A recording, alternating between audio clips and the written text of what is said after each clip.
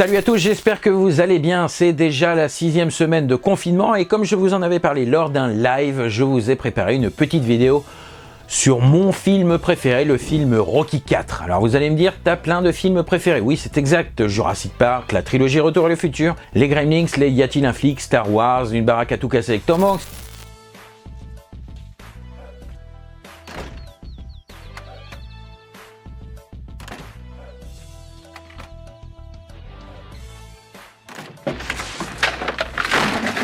SOS Fantôme ou encore Forrest Gump, mais Rocky IV est celui qui est tout en haut de ma liste, la cerise sur le gâteau. Il est pour moi ce film dont tu ne te lasses jamais, que tu es capable de revoir au moins 4 fois en une semaine, celui dont la musique te fait dresser les poils aux tout premiers accords. En le voyant, je me suis même mis à adorer la boxe et j'ai même voulu devenir boxeur américain. Non, pas français, vous avez bien compris, mais américain, rien que pour avoir James Brown qui chante lors de mon arrivée. Parce que Christophe Maé, ça a quand même moins la classe.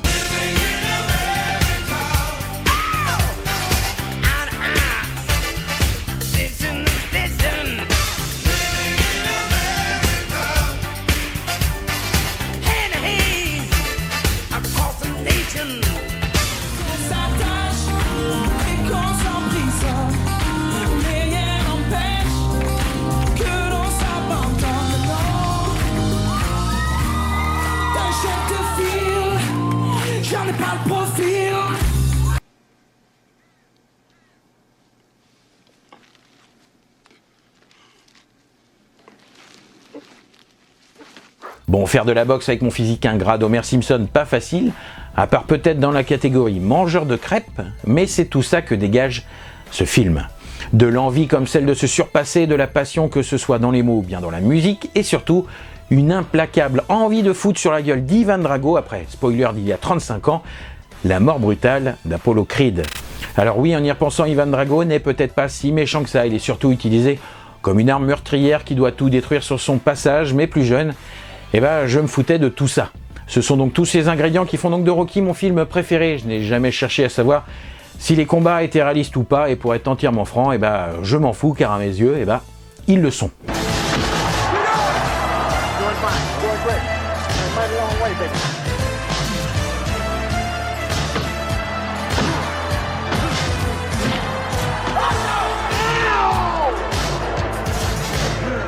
Je n'ai pas non plus essayé de chercher quand j'étais plus jeune un quelconque symbole ou message politique entre l'affrontement Balboa-Drago, USA-Russie ou entre deux des plus grandes nations en pleine période de guerre froide. Pour moi, c'était simplement le méchant russe contre le gentil américain. Alors oui, plus vieux, j'ai compris les enjeux politiques d'un film comme Rocky IV, mais plus jeune, je vais me répéter encore une fois, j'en avais strictement rien à secouer. J'essayais d'apprécier, et c'est ce que j'essaye de faire encore maintenant, les films pour ce qu'ils sont ou ce qu'ils étaient et non pas pour ce qu'ils devraient être. Alors oui, maintenant j'ai compris que la victoire de Rocky représente la victoire du traditionnalisme américain sur le communisme russe, la victoire de Ronald Reagan sur les vilains russes. Puis il y a toutes ces critiques qui te disent que tu dois préférer tel ou tel film plutôt que tel ou tel autre bidule. Ça aussi je m'en tamponne, je vois plein de vidéos, de posts sur les réseaux sociaux qui disent que Rocky IV est le pire de la saga Rocky, au même point que Rocky V, qu'il ne faut pas l'aimer pour telle ou telle raison. Peut-être valable ou pas du tout, mais ça aussi je m'en fous parce que ce film, moi, il me fait kiffer, ce film me donne de la force, ce film me procure des émotions comme pendant la séquence d'entraînement de Rocky en Russie ou après la mort d'Apollo quand Rocky prend sa voiture et roule à tombeau ouvert avec la musique de Robert Tepper, No Easy Way Out en fond sonore.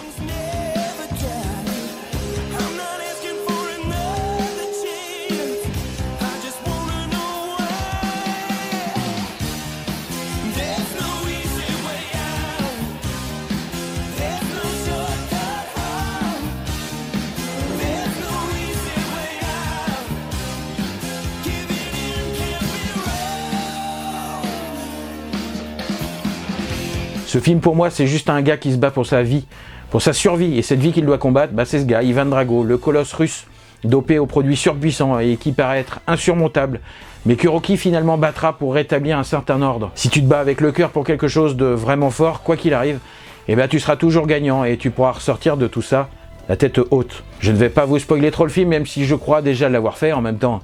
Il est quand même sorti il y a plus de 35 ans, donc je peux supposer que vous avez pu avoir tout le loisir pour le regarder, et que si ce n'est pas déjà fait, soit c'est délibéré, soit comme le dirait Ophélie Winter dans sa chanson.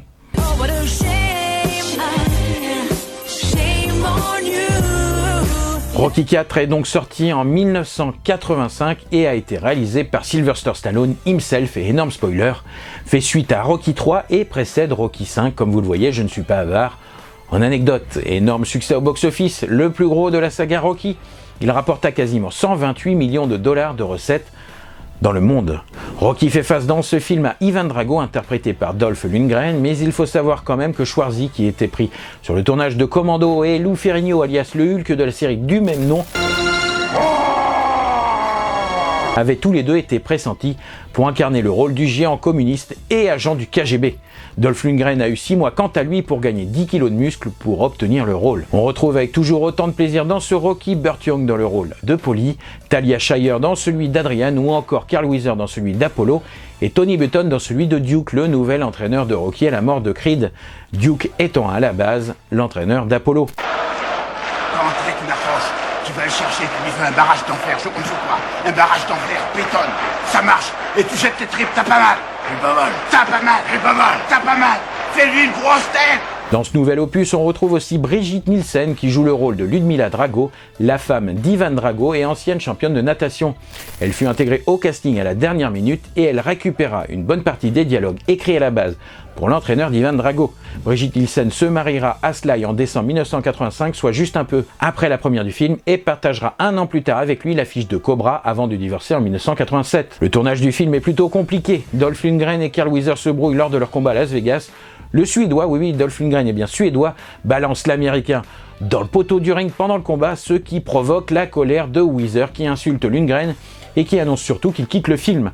S'ensuit 4 longs jours sans tournage où Stallone essaye de raccorder les morceaux entre eux, ce qu'il réussit non sans mal car les coups de poing donnés lors du fameux combat dans le film ne sont plus vraiment du cinéma, mais plutôt du règlement de compte. Pendant le combat final, lors des répétitions de l'ultime affrontement, Stallone demanda à Lundgren de frapper un peu plus fort que d'habitude pour rendre le combat vraiment plus réaliste. Mais ce que n'avait pas prédit Sly, c'est que le poing de Dolph Lundgren était tellement puissant que cela l'amènerait à rester aux soins intensifs pendant 8 jours. En effet, le coup provoqua un choc violent entre le cœur et le sternum de Stallone qui entraîna un gonflement du cœur et des problèmes respiratoires. Ah bah c'est ça, quand on veut se mesurer à plus fort que soi, car Lundgren, ancien champion de karaté, mesure 1m93 pour 108 kg, alors que Stallone c'est seulement, alors je dis bien seulement entre guillemets, 1m78 pour 80 kg, et c'est donc pour ça, pour ne pas montrer l'énorme différence de gabarit entre les deux personnages, et pour se mettre en valeur, que Stallone demanda à ce que ses muscles soient toujours bien huilés, histoire de secrètement les faire ressortir dans le combat. La scène d'entraînement de Balboa censée se dérouler en Russie est en fait tournée dans le Wyoming aux États-Unis, dans la ville de Jackson Hole, et plus précisément, et là je n'ai strictement rien inventé, dans le fameux parc national du Grand Téton, où la température qui avoisine les moins 20 degrés gela une bonne partie du matériel. Dolph Lundgren, en voyant les personnalités assez fortes des adversaires de Rocky dans les précédents opus, Clubber Lang interprété par Mr. T et Apollo Creed, proposa à Stallone que son personnage soit tout en intimidation, tout en retenue très stoïque et avec un regard qui en dit long. Et c'est ainsi que le personnage d'Ivan Drago ne dira seulement que 9 phrases pendant tout le film pour laisser un sentiment de terreur et d'inhumanité aux spectateurs. Et comment ne pas parler de la musique du film? Dans ce 4e opus, le compositeur Bill Conti, qui s'occupait jusqu'alors de la bande originale des Rocky, laissa sa place à Vince DiCola, et chose plutôt sympa, c'est que Bill Conti, qui travaillait sur la saga Karate Kid, avait à la base proposé Glory of Love pour Rocky IV, chanson que Stallone refusa au profit du titre Earth on Fire, titre qui devint alors le thème original du film Karate Kid 2.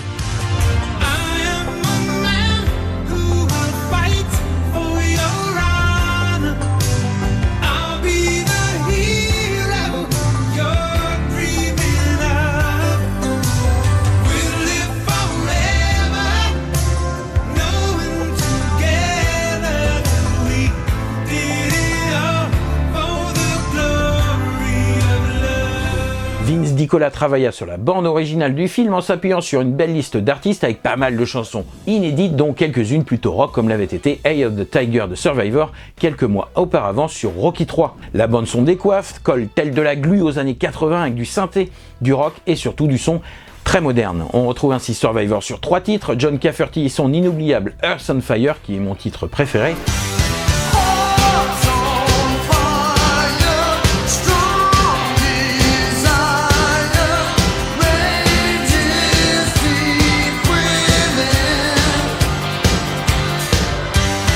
Le groupe touch qui sonne comme du Europe, ou encore le ténébreux Robert Tepper et son titre No Easy Way Out. Il ne faut pas non plus oublier le King of Soul, Mr. James Brown, qui joue son propre rôle dans le film, et son titre Living in America, qui fut son dernier single à rentrer dans le top 40 des meilleures chansons du moment. La musique du film est pour moi une vraie réussite dans la veine de la chaîne MTV à l'époque, c'est-à-dire franchement moderne, et je retiendrai aussi l'énorme séquence d'entraînement de Rocky et de Drago accompagnée par le fameux training montage de Vince DiCola qui est excellent.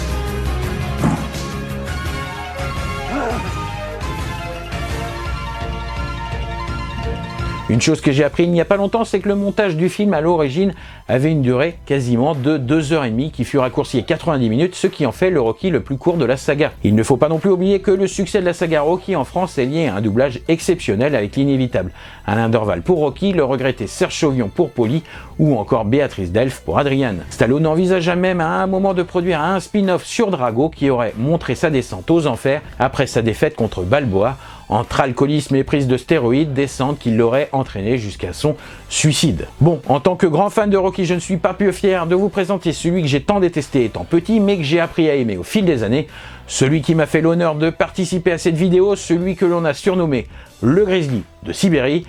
Mesdames et messieurs, je vous présente Mr. Dolph Lundgren. How you doing there in France? Bonjour. Bonne soirée. Yeah, my favorite moment in Rocky IV was probably when I was the first day of shooting. I'm there, I'm waiting to come out into the arena wearing my red gear, and all the people are cheering and their torches and music playing, and I kind of jog in, staring down Balboa up in the ring.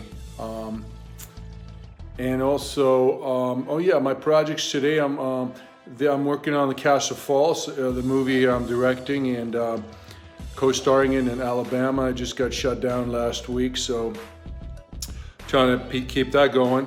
Hopefully we'll start up when this is over. I got, of course, Expendables 4 later this year, and oui, je parle un peu français, un peu. And je comprends un peu también. También is French, aussi. Je comprends un peu aussi.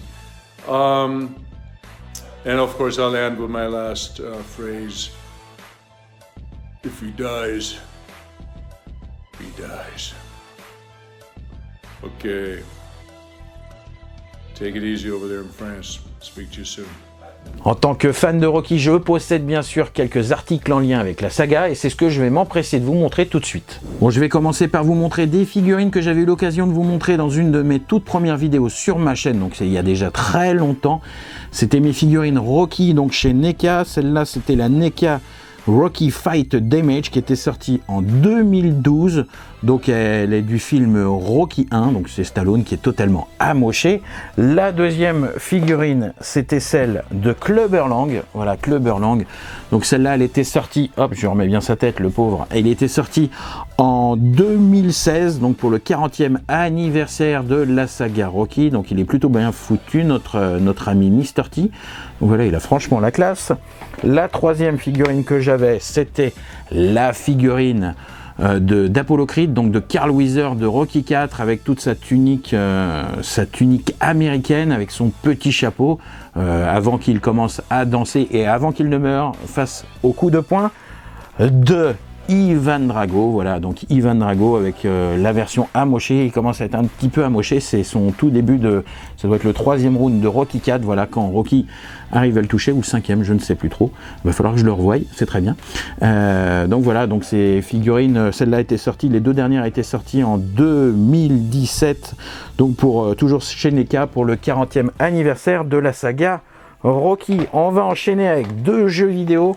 Le premier, Rocky Legend, qui était sorti en 2004 sur PS2, donc vous voyez l'état de la boîte, il a bien vécu, allons-nous dire, donc celui-là ça allait jusqu'à Rocky 5, pas très bien, pas très beau, pas très fun, mais au moins j'ai la boîte, donc déjà ça c'est cool. Et ensuite le Rocky Balboa qui est sorti sur PSP, c'est le jeu que je joue en ce moment. enfin si j'y arrive avec mon épaule, voilà. Il est plutôt cool celui-là, donc il va jusqu'à Balboa, il est plutôt bien foutu, et celui-là était sorti en 2007, ça ne nous rajeunit pas déjà, il y a plus de 13 ans. On va enchaîner sur quelques petites choses.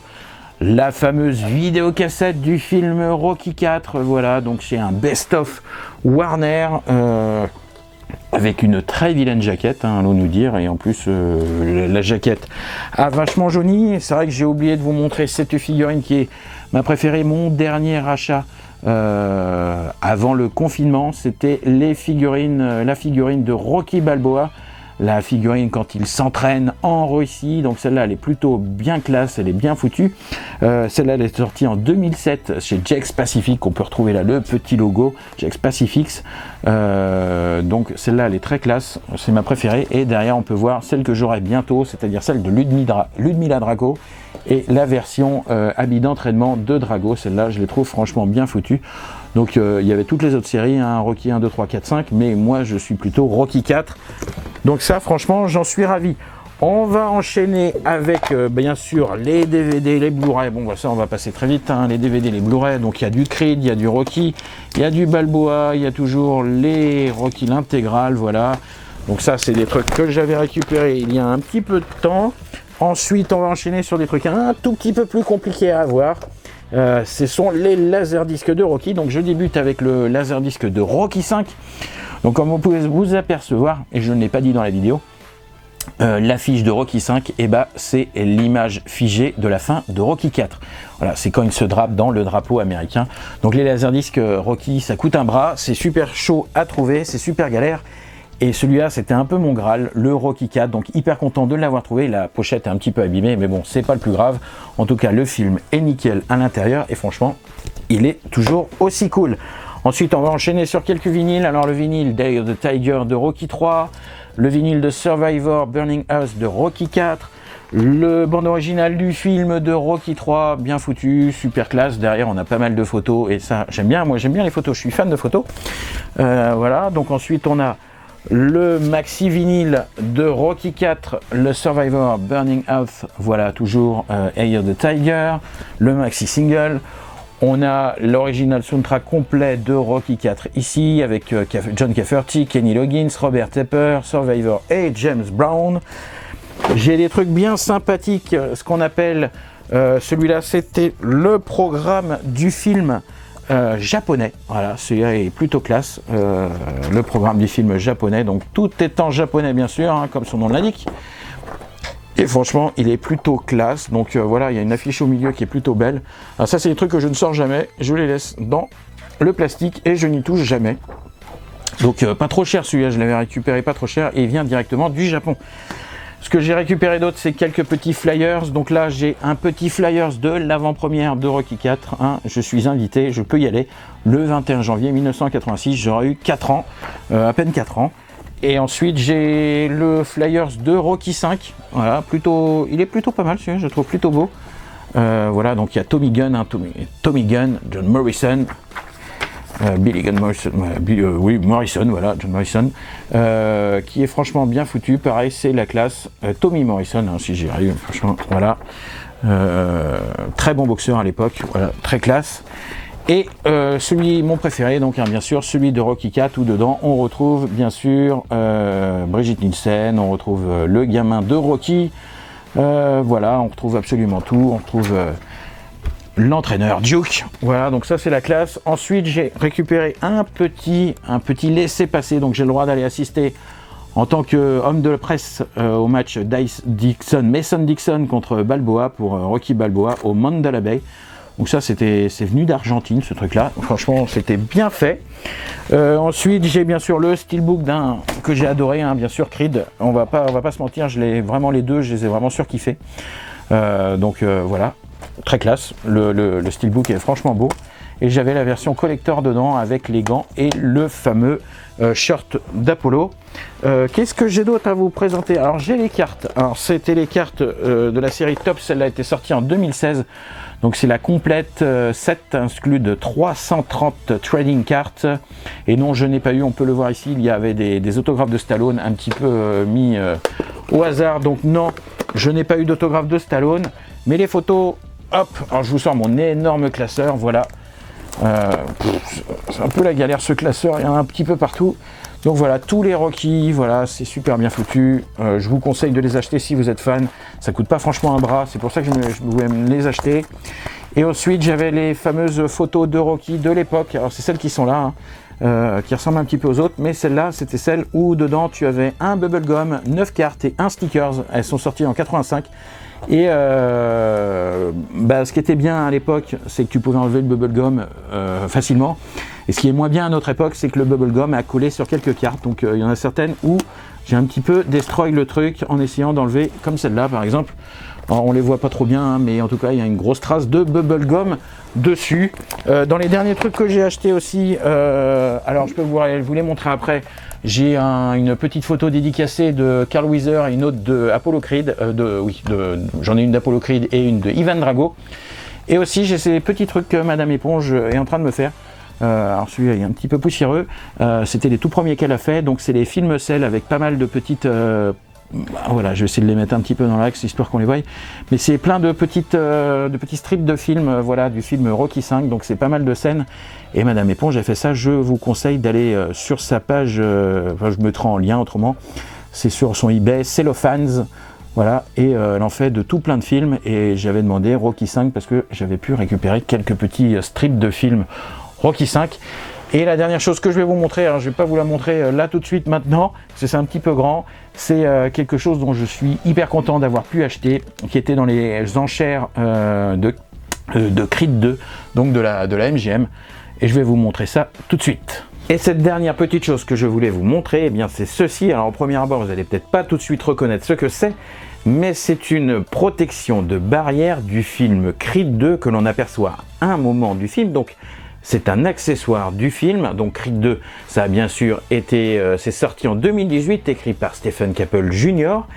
Et ce qu'on voit ici, c'est donc une barrière de protection du match qui opposait donc Stuntman Wheeler à Adonis Creed qui est bien sûr joué par Michael B. Jordan. Donc c'est un petit peu la pièce maîtresse de ma collection, ça sert de déco, c'est très sympa pour cacher quelques trucs.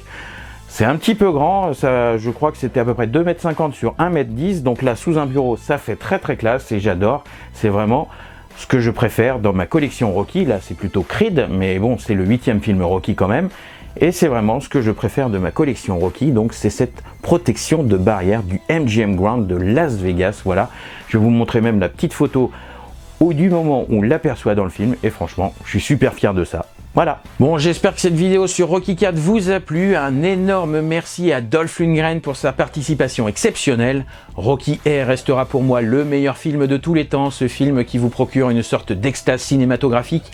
Un film ancré dans les années 80 qui me donne envie de le voir et de le revoir à l'infini. Un film qui vous rend fort, vous fait sentir au-dessus de tout, vous procure l'espace d'un instant le pouvoir de croire en vos rêves les plus fous, celui de prendre le dessus sur sa vie et de pouvoir choisir son destin avant qu'il ne vous rattrape. Rocky IV, c'est donc tout ça pour moi, c'est une partie de moi, alors j'espère que cette petite vidéo vous aura peut-être donné envie de le voir ou de le revoir, et si ce n'est pas le cas, je n'ai qu'une phrase à vous dire. Sur ce les amis, je vous dis à très bientôt pour une prochaine vidéo, prenez soin de vous, restez chez vous, à ciao tout le monde. I woke up, it was 7, waited till 11 just to figure out that no one would call. I think I've got a lot of friends, but I don't hear from them. What's another night all alone? When you're spending every day on your own. And here it goes, I'm just a kid, then all life is a nightmare. I'm just a kid, I know that it's not fair. Nobody cares, cause I'm alone and the world is having more fun than me tonight. Indiana toys, I'm just a kid.